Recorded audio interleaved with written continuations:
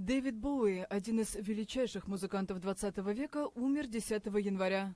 Ему было 69 лет. Последние годы музыкант лечился от рака. За свою карьеру Боуи выпустил 25 альбомов. Его последняя пластинка «Black Star» «Черная звезда» вышла 8 января, в день рождения музыканта. Журнал Rolling Stone поставил его на 39-е место в списке величайших музыкантов всех времен. Один из самых известных интеллектуалов Италии и мира, Умберто Эко, умер 19 февраля на 85-м году жизни. Историк Средневековья и философ был известен только узкому кругу профессионалов до публикации в 1980-м своего первого романа «Имя Розы», который принес ему всемирную известность. 31 марта не стала Захи Хадид, одной из главных архитекторов современности. Уроженка Ирака, работавшая в Британии, стала первой в истории женщиной, награжденной престижной Притцкеровской премией. Хадид проектировала здания по всему миру больше 30 лет. 21 апреля в США на 58-м году жизни от передозировки обезболивающим скончался один из создателей стиля ритм-н-блюз, певец и музыкант Принц Роджерс Нельсон, более известный как Принц.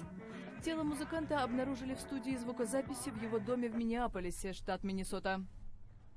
Легендарный боксер-тяжеловес Мохаммед Али скончался в США 3 июня в возрасте 74 лет. Он страдал от болезни Паркинсона. За свою спортивную карьеру Али, урожденный Кассиус Клей, выиграл 56 боев на ринге, 37 из них нокаутом. Ведущие спортивные издания по обе стороны Атлантики признали его спортсменом века. Бессменный лидер Узбекистана Ислам Каримов умер от инсульта 2 сентября на 79-м году жизни. Он руководил страной с 1989-го. Каримова похоронили в его родном городе Самарканде, рядом с могилами родителей. 28 сентября в Тель-Авиве в возрасте 93 лет ушел из жизни бывший президент Израиля, лауреат Нобелевской премии мира Шимон Перес. За свою 70-летнюю карьеру Перес побывал на множестве государственных постов. Он был участником всех крупных событий, происходивших в Израиле с момента основания страны в 1948-м. 13 октября ушел из жизни король Таиланда Бхумипон Адульядет, он же Рама IX. Покойный монарх находился на престоле дольше всех царствующих особ в современном мире. Он был коронован в 1946-м. После смерти Рамы IX трон занял его сын Маха Вачаралонгкорн. Кинорежиссер Анджей Вайда умер в Польше в возрасте 90 лет. Ведущие темы его первых фильмов, принесших ему мировую славу, Вторая мировая война и польское сопротивление. В 2000 году он получил почетного Оскара за вклад в искусство кино. Поэт, писатель и музыкант Леонард Коэн 7 ноября скончался в Лос-Анджелесе на 83-м году жизни. Как один из самых влиятельных авторов и исполнителей, Коэн включен в канадский музыкальный зал славы и зал славы рок-н-ролла. 25 ноября скончался лидер кубинской революции и один из основателей коммунистической партии страны Фидель Кастро.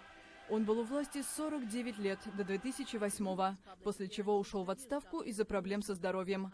Его брат Рауль, взявший на себя управление страной, заявил, что Фидель просил не допускать на Кубе культа личности после его смерти. Британский певец и композитор Джордж Майкл умер от сердечной недостаточности 25 декабря в своем доме в Англии в возрасте 53 лет. Он продал более 100 миллионов копий своих альбомов и стал одним из самых успешных поп-музыкантов в мире. Исполнительница роли принцессы Леи в культовой киноэпопее «Звездные войны» Кэрри Фишер ушла из жизни в возрасте 60 лет. Созданный ей образ стал одним из самых узнаваемых в истории кинематографа. Мать Фишер, звезда мюзикла «Поющие под дождем» Дебби Рейнольдс, умерла на следующий день после кончины дочери.